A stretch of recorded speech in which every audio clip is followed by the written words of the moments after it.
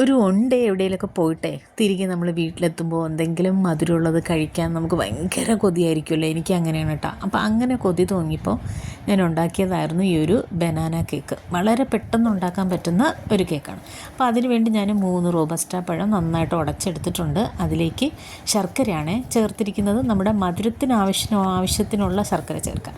പിന്നെ ഞാനിത് 1 കപ്പ് മൈദ എടുത്തിട്ടുണ്ട്. അതിലേക്ക് ബേക്കിംഗ് പൗഡറും ബേക്കിംഗ് സോഡയും കൂടെ ചേർത്ത് അരിച്ചെടുത്തിട്ടുണ്ടായിരുന്നു. അപ്പോൾ അതുകൂടെ ചേർത്ത് ചെറുതായിട്ടൊന്ന് ഫോൾഡ് ചെയ്തെടുക്കുക.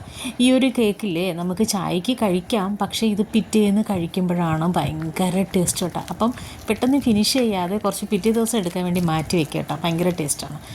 അപ്പോൾ ഇത്രയൊക്കെ ഉള്ളൂ, ഇതിനകത്ത് വേറെ പരിപാടിയൊന്നുമില്ല. എന്നിട്ട് ഞാൻ കുറച്ചും കൂടി ടേസ്റ്റ് കിട്ടാൻ വേണ്ടിയിട്ട് ഞാൻ ചോക്കോ ചിപ്സ് കൂടെ ചേർത്തു. ചോക്കോ ചിപ്സ് ഇല്ലയെന്നുണ്ടെങ്കിൽ നമ്മുടെ കയ്യിൽ ഡാർക്ക് ചോക്ലേറ്റ് ഉണ്ടെങ്കിൽ അത് കുറച്ച് ഗ്രേറ്റ് ചെയ്തിട്ടാൽ മതി. പിന്നെ ഈ ടൈമിൽ നമുക്ക് നട്ട്സോ കിസ്മിസോ എന്തെങ്കിലും കൂടെ ഉണ്ടെങ്കിൽ അതുകൂടി ചേർക്കാം.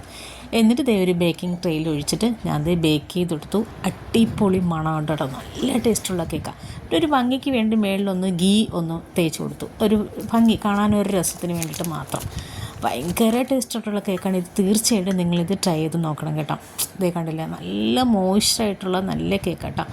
ഇത് കഴിക്കുമ്പോൾ ഇടയ്ക്ക് നമുക്ക് ആ ചോക്ലേറ്റ് കടിക്കാൻ കിട്ടുമ്പോൾ അത് വേറൊരു ടേസ്റ്റാണ്. അപ്പം മധുരം ഇല്ലാത്ത ചായക്ക് ഏറ്റവും ബെസ്റ്റ് കോമ്പിനേഷനാണ് ഈ ബനാന കേക്ക്.